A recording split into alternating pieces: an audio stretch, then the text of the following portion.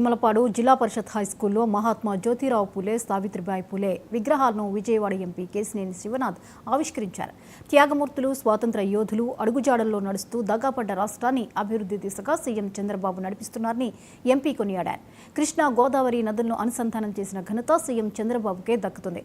స్వర్ణాంధ్ర 2047 లక్ష్యంగా త్రిమూర్తులైన PM Narendra Modi, CM Chandrababu, deputy CM Pawan కళ్యాణ్లు పనిచేస్తున్నారన్నారు. వారి ఆకాంక్ష నెరవేరేలా ప్రజలు, ప్రజాప్రతినిధులు తమ వంతు కృషి చేయాలని ఎంపీ కోరారు.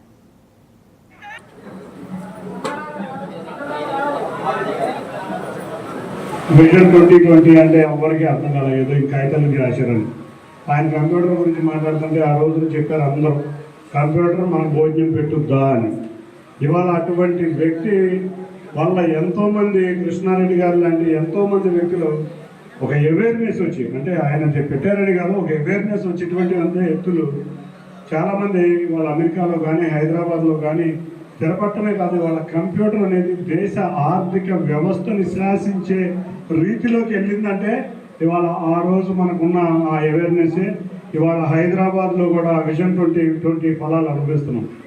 మళ్ళీ ఆయన విజన్ 2047 అని మొదలుపెట్టారు వారు, గౌరవ మన డిప్యూటీ సీఎం పవన్ కళ్యాణ్ గారు.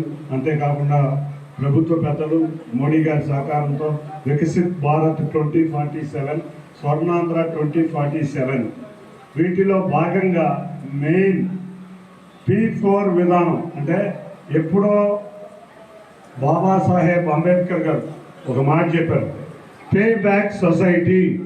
నువ్వు సంపాదించిన దాంట్లో విద్యలో కానీ, నీ డబ్బుల్లో కానీ, నీ యొక్క వైద్యంలో సహాయంలో కానీ ఏదో ఒకటి నువ్వు నీకు ఏదైతే ఇచ్చిందో ఈ సమాజం, ఆ సమాజానికి ఎంతో కొంత వెనక ఇవ్వు అనే నినాదం ఉంది.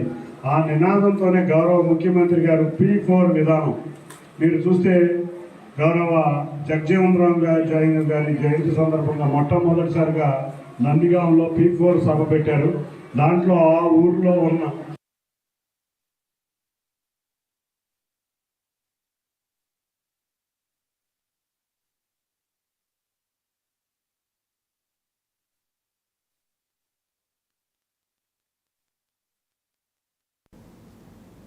అగ్నిమాపక వారోత్సవాలు